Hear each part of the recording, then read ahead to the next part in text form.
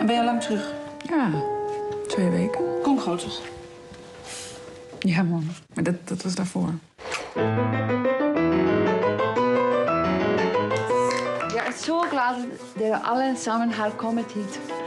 Från min kära talentfulla son, vem jag är så stolt av.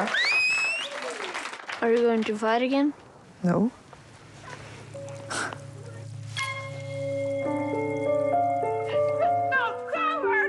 Roos, je bent nogal aanwezig. En dat is wat ik bedoel. Roos, ga weg, joh. Dat is precies wat ik bedoel, dit.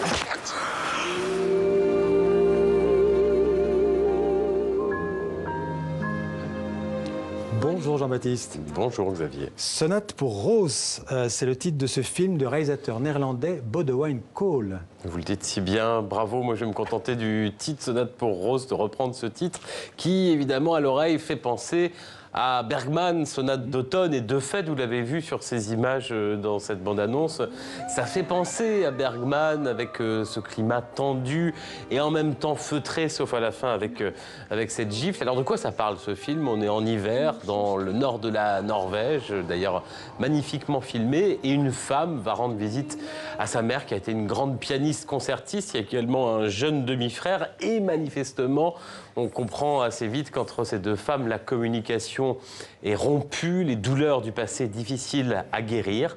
C'est beau, délicat, sensible, un film où la musique rapproche les êtres et les âmes, comme dans cette scène particulièrement belle.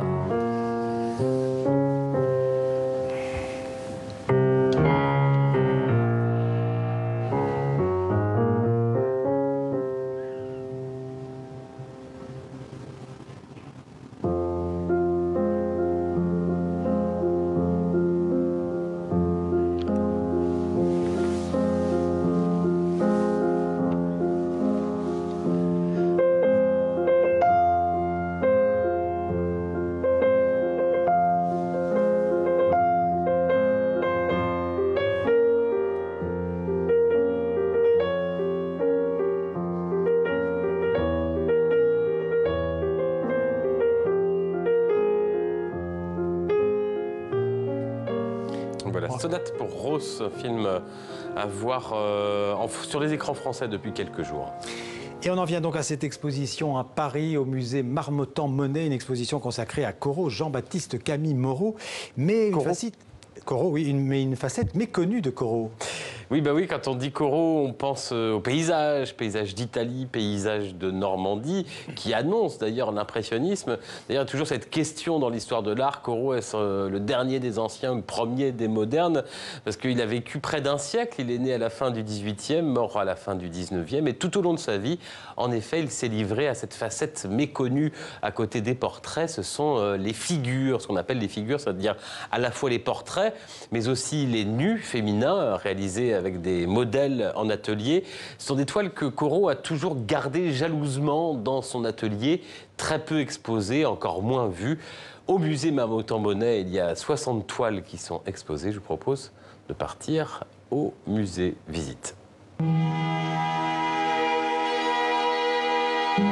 Corot disait que lorsqu'on savait peindre un corps, on savait tout peindre. C'est probablement d'ailleurs sa difficulté, c'est qu'il sait qu'il est peintre paysagiste et qu'il veut réussir à trouver un équilibre entre la figure et le paysage et qu'il faut qu'il s'exerce à peindre la figure qui est, pour lui, enfin ou pour sa génération, beaucoup plus difficile.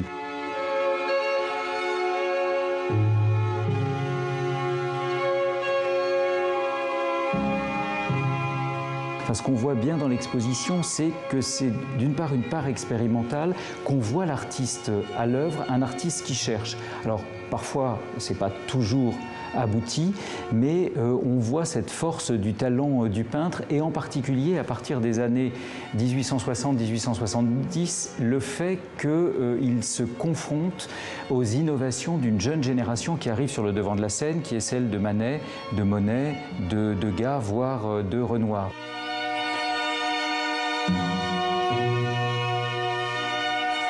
Les formats des figures de Corot évoluent, des tout petits portraits pour ses proches qui sont peints dans les années 1830, jusqu'aux plus monumentales figures quasi grandeur nature qu'il exécute dans les années 1870, la lecture interrompue du musée de Chicago, l'italienne de la National Gallery de Londres. Donc il y a une forme de monumentalité qui s'installe et qui va de pair avec une intensité de la couleur qui est beaucoup plus grande.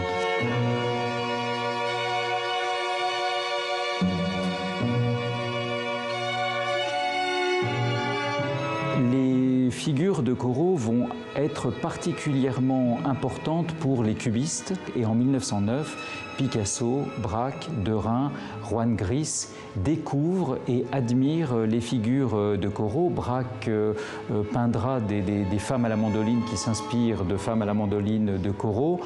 Picasso copiera ou Picasso achètera des figures de Corot et elles vont donc avoir une certaine importance pour le cubisme naissant.